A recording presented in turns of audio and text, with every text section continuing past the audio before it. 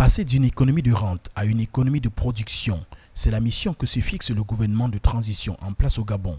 Le pays d'Afrique centrale réalise la moitié de son produit intérieur brut, 60% de ses recettes fiscales et de ses exportations à partir des hydrocarbures, suivis par le bois et le manganèse, faisant de l'économie gabonaise une économie orientée vers l'exploitation de ses ressources naturelles.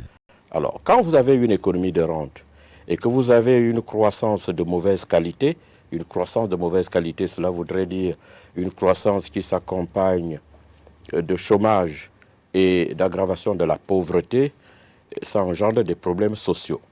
Et à côté, nous avons un déficit démocratique. Donc d'un côté, le déficit démocratique, la croissance de mauvaise qualité, et des fois, il n'y a pas de croissance du tout, et les problèmes sociaux. Selon la Banque africaine de développement en 2022, dans le secteur hors pétrole, les dynamismes du secteur agricole, plus de 4,9%, de l'industrie du bois, plus de 6,5% et du secteur du transport, plus de 4,2% sont les principales sources de la croissance.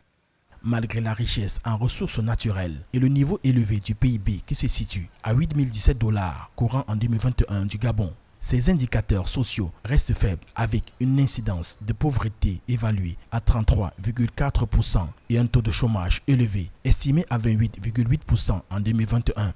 Pour le professeur Gabriel Zomoyebe, qui a présidé la Commission économique au dialogue national inclusif 2024, des plans de relance ont été entrepris.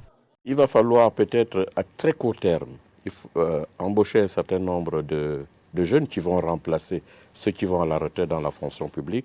Il va falloir favoriser l'auto-emploi, parce que beaucoup de Gabonais ne savaient pas qu'ils peuvent eux-mêmes en fait vivre de leur travail.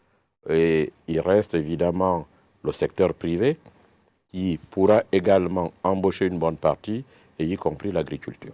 Les perspectives économiques du Gabon sont favorables en raison de la forte demande pour les produits exportés, pétrole, manganèse, bois, huile de palme et de la poursuite des réformes économiques.